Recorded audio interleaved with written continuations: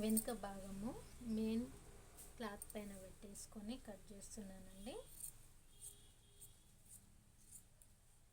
ఇలా ఒక పావించు తేడాతోనే కుట్టేటప్పుడు మనకి ఇబ్బంది లేకుండా ఉండడం కోసం ఒక పావించు తేడాతో తీసుకుందామండి.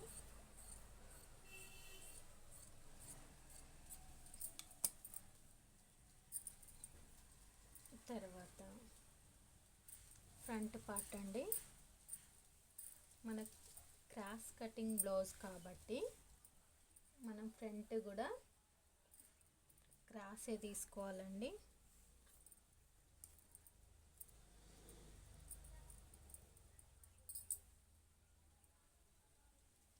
ఇలా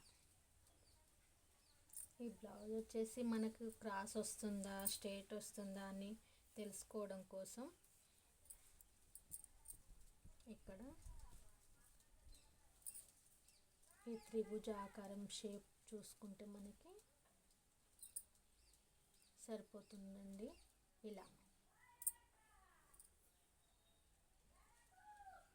ఇలా పెట్టేసుకొని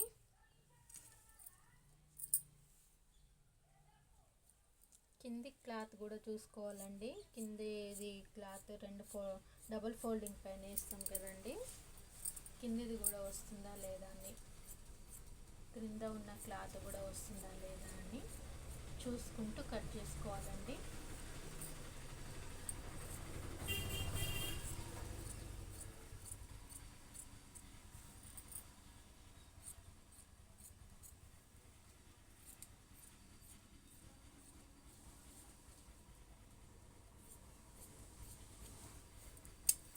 ఫ్రంట్ పార్ట్ కూడా కట్ చేసుకున్నామండి. తర్వాత వచ్చేసి హ్యాండ్స్,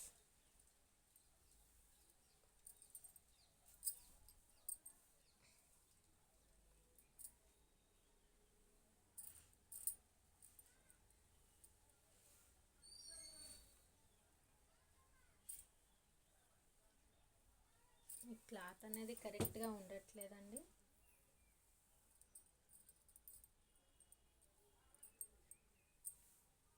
ఇలా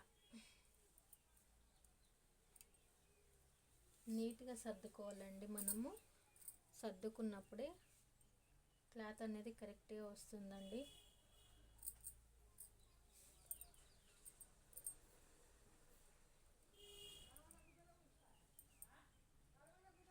ఇలా పెట్టేసుకోవచ్చు హ్యాండ్స్, లేదంటే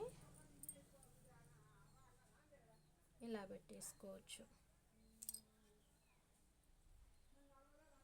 ఎలా కన్వీనియంట్ అయితే మనకి, ఎలా అయితే బట్ట క్లాత్ అనేది అడ్జస్ట్ అవుతుందో అలా.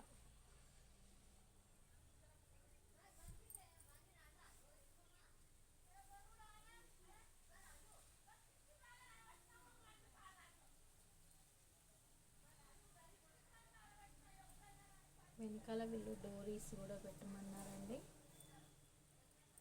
అది సరిపోతుందండి డోరీస్కి.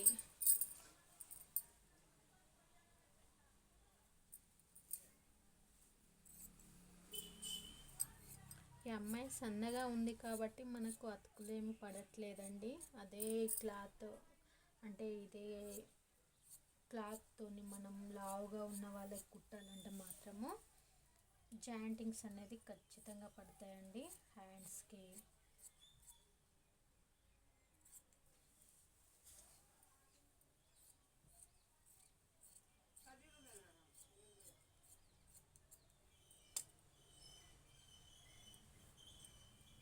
తర్వాత షేప్ పట్టి,